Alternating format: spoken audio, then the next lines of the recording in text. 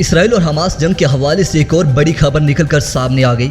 Israel का जंगी जुनून एक बार फिर खतरनाक शिद्दत इख्तियार कर गया। इसराइल का बेचारे फ़लस्तीनियों पर एक बार फिर हमलों का खतरनाक मंसूबा।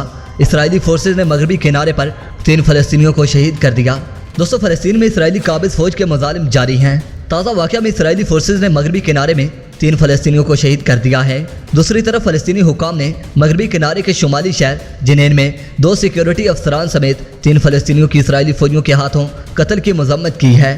वीडियो की मज़ीद तफसील में जाने से कबल आप तमाम नए आने वाले आबाद से गुजारिश है कि पहले हमारे चैनल को सब्सक्राइब करके साथ में मौजूद बेल आइकन को भी प्रेस कर दें ताकि आप लोगों को हर वीडियो का नोटिफिकेशन बर वक्त मिलता रहे। तो आइए नाजरीन, चलते अपने सर टॉपिक की तरफ। नाजरीन मोहतरम, फ़लस्तीन के सदारती तर्जुमान नबील अबू रदीना ने एक बयान में कहा कि फ़लस्तीन का ऐवान सदर बढ़ते हुए तशद्दुद और 3 अफराद की मौत पर इसराइल की मजम्मत करता है। इसराइल की जानिब से कब्जे की रवश और रोज़ाना की बुनियादों पर कत्लो गारत गरी समेत हमारे लोगों के हकूक़ की मुसलसल खिलाफ वर्जियाँ बैनुल अवामी कवानीन की वाज़ेह खिलाफ वर्जी है जो कि खतरनाक तनाव की सूरत इख्तियार कर सकती है।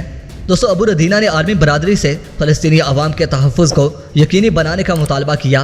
दोस्तों, याद रहे कि इसराइली फ़ौज के एक दस्ते ने जनीन शहर पर दावा बोल दिया और 3 फ़लस्तीनी शहरियों को गोली मारकर हलाक कर दिया।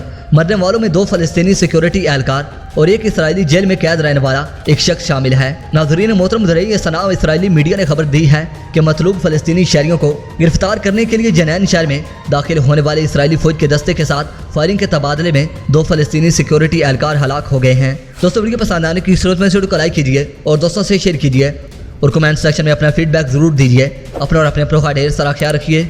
अल्लाह निगहबान।